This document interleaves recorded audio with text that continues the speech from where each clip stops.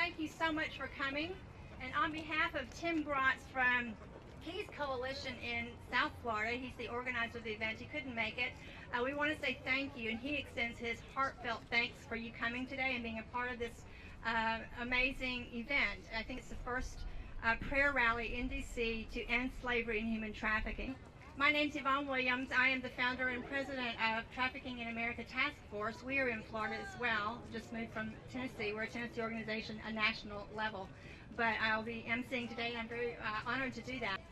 I want to just give you a little bit of updates about human trafficking in America. Some statistics have changed in the last few months. Those of you that work in this area have been using the statistic 27 million slaves worldwide. Well, that has now dropped to 20.9 million, which is good news across the world. That's right. So that's a substantial drop, over 6 million. Now here's some other good news.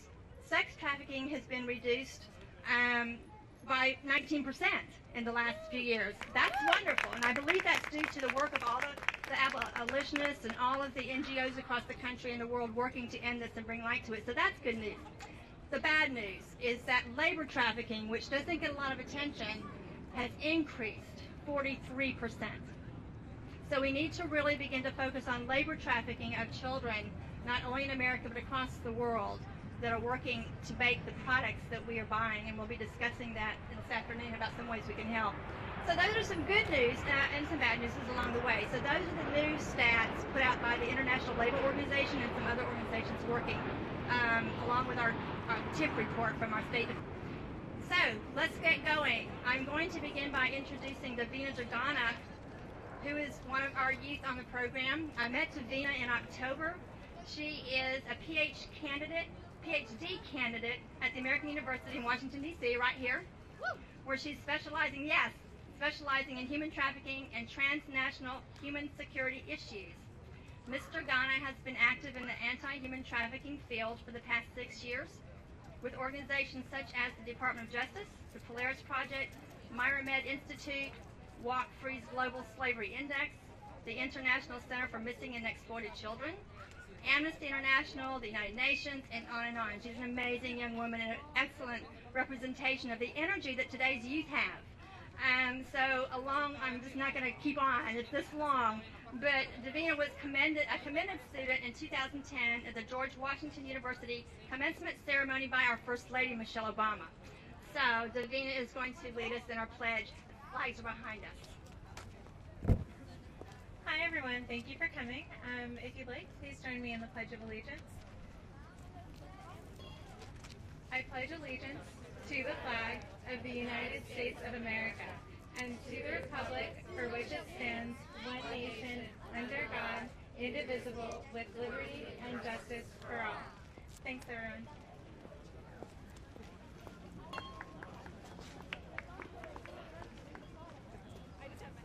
Please join me in singing our national anthem.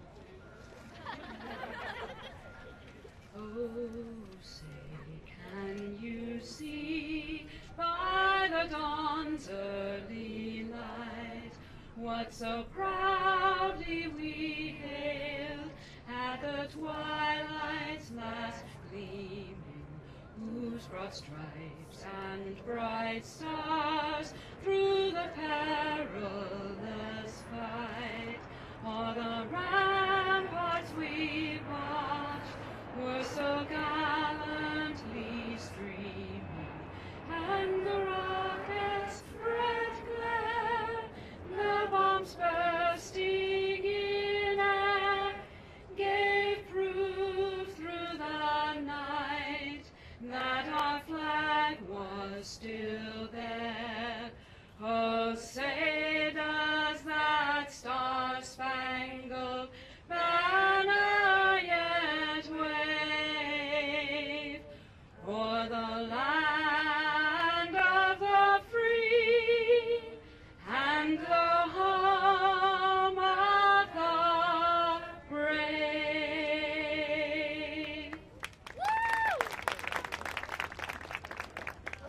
Thank you. I just love God's talented musicians. They are fabulous. So one question before we start, why are we here today? We're here to offer prayer and knock on the doors of heaven and say, we need your help. We've got people working all over this country to end human trafficking and slavery. They've been working for years and years. But now it's time to really knock big time. We're going to have 5 people praying for us this afternoon with us on the issues of traffickers. We're praying for traffickers. We're praying for victims. We're praying for NGOs that work in this. We're praying for our government to make right decisions. We're praying for our churches to rise to the occasion. So for those of you that pray, remember those prayers. We're also praying for God to absolutely forgive us as his body for not being the salt and light that we should be to help prevent this. We're praying for the Holy Spirit to give us power to do those things that we can do. We can't do it all, but we can each do something. So we're praying for that. We're just praying for help, and that's why we're here, and we want to mobilize people across the country to do that.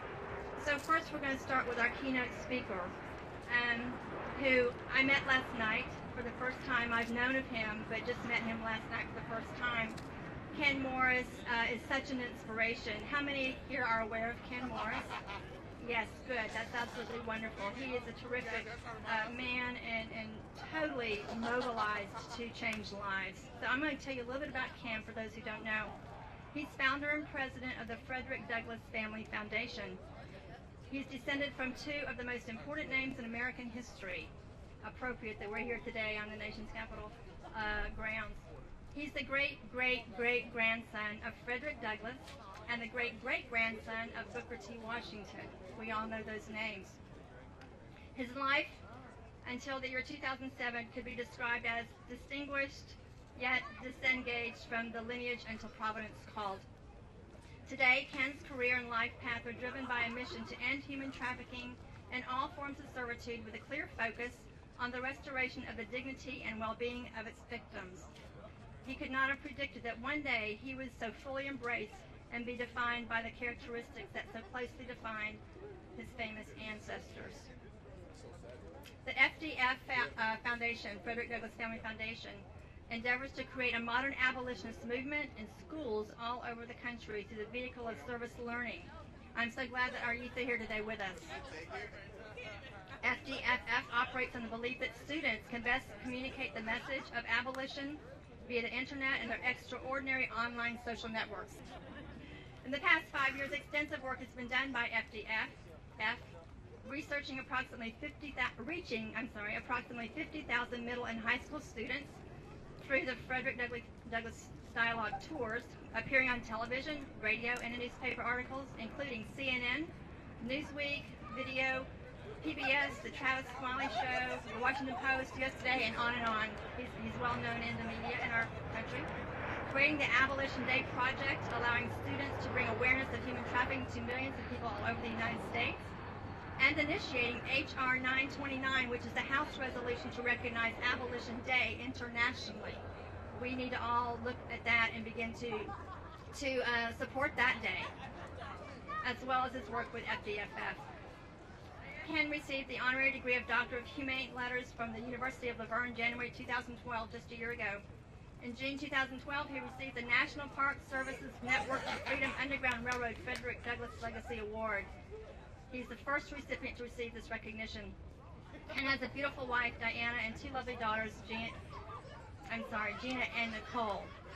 You can go on the website and find out more about Ken. I shortened that because it would take me all day to read all about his credentials. But you'll hear him and you'll see that his credentials speak from his heart. So please welcome with me our keynote speaker, Ken Morris.